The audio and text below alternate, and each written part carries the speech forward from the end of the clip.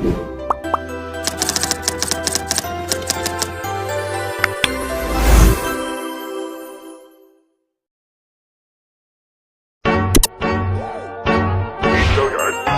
got so much motherfucking design on right now. Every time, bring it back, make it come out that thing, hold fast, I'm the guap with it right there. Bitches on my line, and you know. Assalamualaikum warahmatullahi wabarakatuh. Yang terhormat Bapak Dr. Muhammad Miftah Farid, SPD MPD, selaku dosen pengampu mata kuliah perencanaan pembelajaran. Di sini, kami dari kelompok 4 akan menjelaskan materi mengenai konsep dasar penilaian.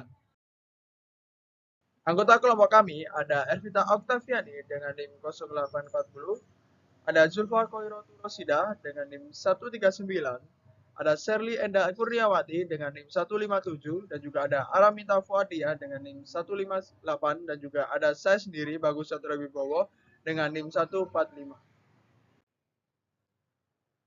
Oke teman-teman, sebelum membahas lebih jauh tentang jenis-jenis penilaian, kita pahami dulu pengertian dasarnya. Penilaian adalah suatu prosedur atau cara yang dilakukan untuk mengukur tingkat pengetahuan, pemahaman, keterampilan, dan kemampuan peserta didik setelah mengikuti proses pembelajaran. Nah, hasil dari penilaian ini nantinya digunakan sebagai dasar evaluasi oleh guru. Jadi, sederhananya begini.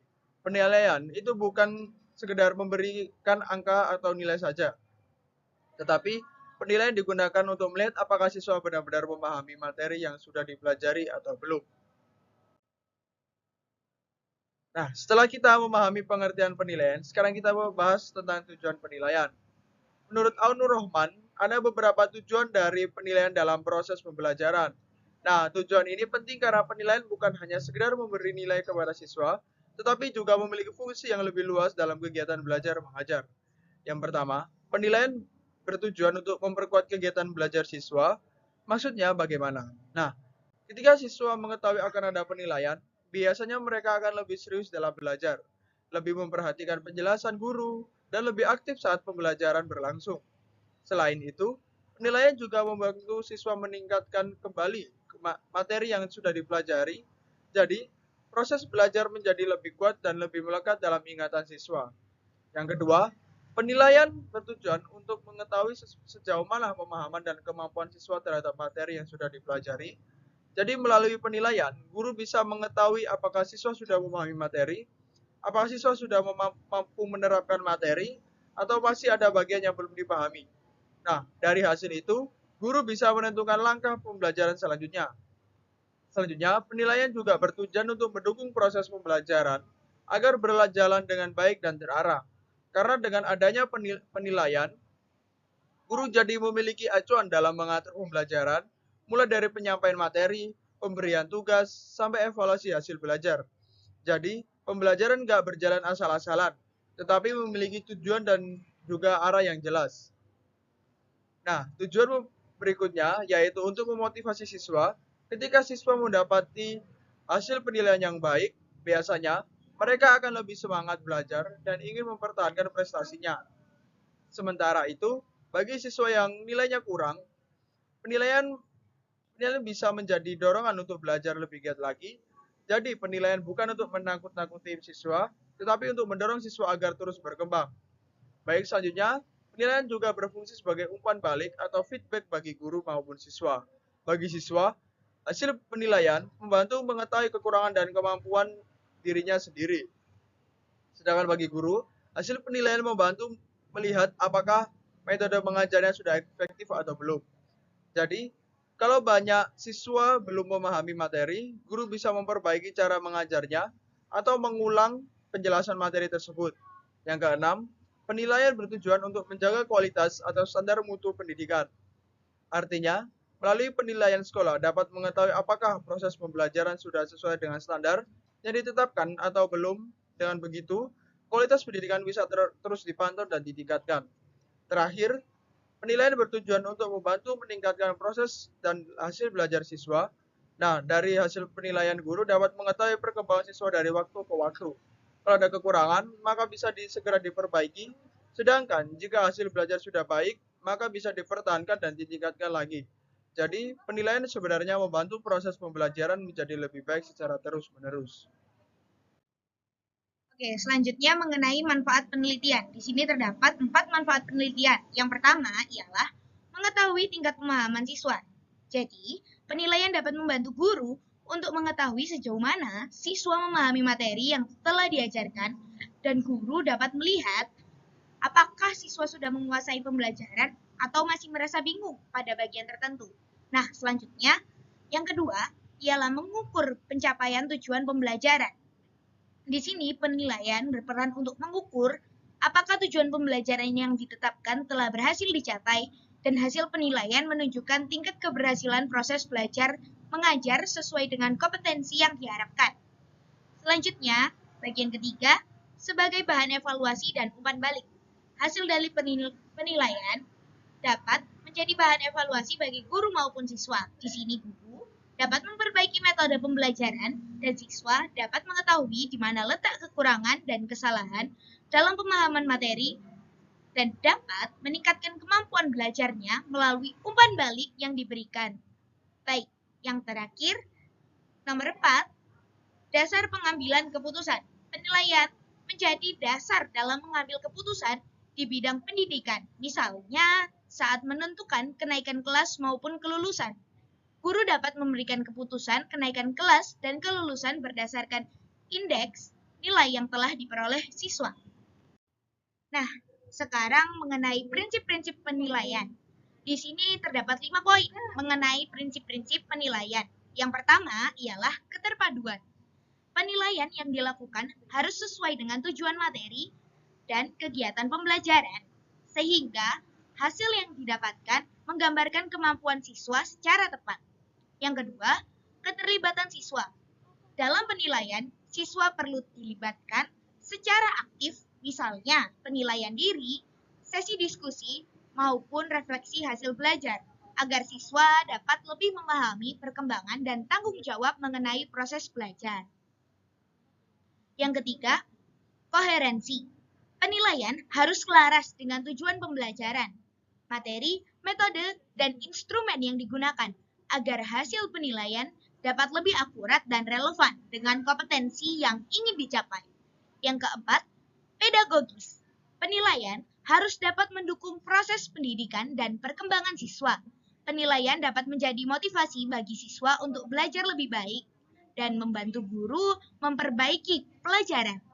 Dan untuk yang terakhir, kelima, akuntabilitas. Hal ini berarti bahwa penilaian harus dapat dipertanggungjawabkan, baik dari segi proses maupun hasil. Dan oleh karena itu, penilaian harus dilakukan secara objektif, transparan, adil, dan sesuai dengan aturan ataupun kriteria yang telah ditetapkan. Baik, yang selanjutnya yaitu ada bentuk-bentuk penilaian. Nah, jadi di sini ada 3 bentuk penilaian, yaitu yang pertama penilaian formatif, yang kedua penilaian sumatif, dan yang ketiga yaitu penilaian autentik. Oke, untuk penilaian yang pertama yaitu penilaian formatif. Nah, jadi penilaian formatif adalah penilaian yang dilakukan selama proses pembelajaran berlangsung. Jadi di sini tujuannya itu bukan untuk menentukan nilai akhir, tapi untuk mengetahui sejauh mana sih pemahaman siswa itu terhadap materi yang sedang dipelajari. Nah, dari penilaian tersebut, guru bisa melihat apakah siswa itu sudah paham terkait materi yang sudah dipelajari atau masih mengalami kesulitan. Nah, di sini ada beberapa contoh dari penilaian formatif, yaitu ada kuis atau tes kecil. Jadi, di sini setelah guru menjelaskan materi itu bisa langsung memberikan beberapa soal singkat. Nah, dan dari situ hasilnya bisa terlihat apakah siswa tersebut sudah memahami materi atau masih perlu penjelasan ulang. Contoh yang selanjutnya yaitu diskusi kelas. Jadi siswa nantinya diminta menjawab atau menyampaikan pendapat. Nah, dari situ guru bisa menilai bagaimana cara berpikir dan juga tingkat pemahaman siswa terhadap materi. Kemudian contoh selanjutnya ada jurnal refleksi. Jadi di sini siswa itu diminta untuk menuliskan apa yang sudah dipahami dan apa yang masih belum dipahami. Jadi membantu siswa juga untuk lebih sadar terhadap proses belajarnya sendiri.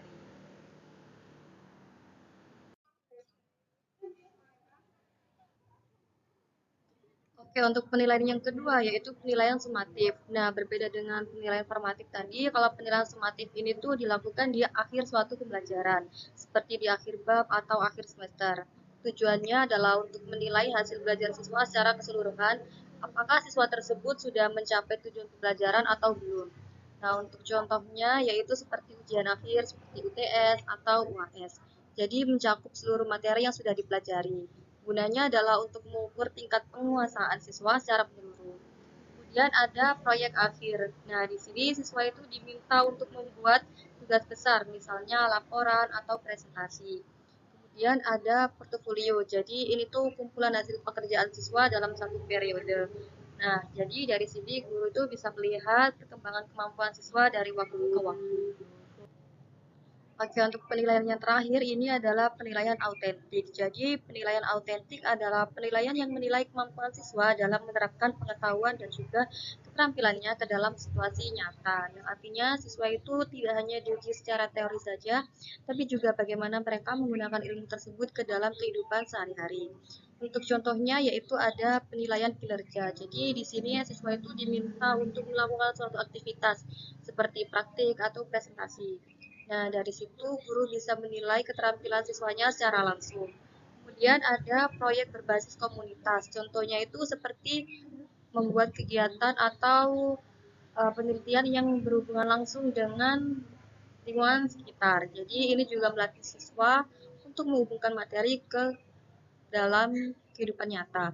Kemudian untuk contoh yang terakhir yaitu simulasi. Jadi di sini siswa itu diberikan suatu kasus, kemudian dari kasus tersebut mereka diminta untuk mengambil keputusan atau menyelesaikan masalah. Jadi ini juga melatih kemampuan berpikir kritis dan juga pemecahan masalah mereka. Sebelum masuk ke jenis penilaian, alangkah baiknya kita pahami dulu apa itu teknik penilaian. Teknik penilaian adalah cara yang digunakan guru ataupun pendidik untuk mengetahui kemampuan, pemahaman, sikap, maupun keterampilan peserta didik setelah proses pembelajaran itu berlangsung. Jadi, penilaian itu nggak hanya soal nilai angka saja, tetapi juga melihat bagaimana proses belajar siswa. Secara umum, teknik penilaian terbagi menjadi dua, yaitu teknik penilaian tes dan juga teknik penilaian non-tes. Nah, teknik penilaian tes adalah penilaian yang menggunakan pertanyaan ataupun soal untuk melihat sejauh mana siswa memahami materi yang sudah dipelajari. Teknik penilaian tes dibagi menjadi beberapa bentuk, yaitu yang pertama penilaian tertulis, merupakan penilaian yang dilakukan dengan menjawab soal dalam bentuk tulisan berupa pilihan ganda, esai, benar salah, jodohkan, dan lain-lain. Yang kedua, penilaian lisan. Merupakan penilaian dilakukan melalui tanya jawab secara langsung antara guru dan juga siswa. Penilaian ini biasanya digunakan untuk melihat kemampuan berbicara, pemahaman spontan, dan keberanian siswa. Yang ketiga, penilaian uji kerja atau praktik. Merupakan penilaian dilakukan dengan melihat kemampuan siswa saat melakukan suatu kegiatan ataupun praktis secara langsung. Jadi, yang dinilai bukan hanya hasil akhirnya, tetapi juga proses belajarnya. Baik, sekarang kita masuk ke teknik penilaian non-tes.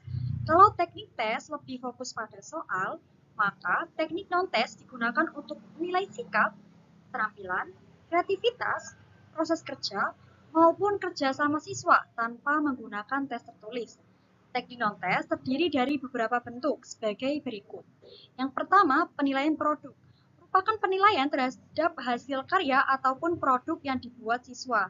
Jadi yang dinilai bisa dari kualitas, kreativitas, kerapian maupun fungsinya. Yang kedua, penugasan. Merupakan penilaian yang dilakukan melalui pemberian tugas kepada siswa, baik individu maupun kelompok. Melalui penugasan ini, guru bisa melihat tanggung jawab dan pemahaman siswa. Yang ketiga yaitu penilaian proyek. Merupakan penilaian terhadap suatu kegiatan yang dilakukan siswa dalam periode waktu tertentu, mulai dari perencanaan sampai hasil akhir. Jadi, guru menilai proses pengerjaan, kerjasama, pengumpulan data, sampai hasil akhirnya. Yang keempat, penilaian portofolio.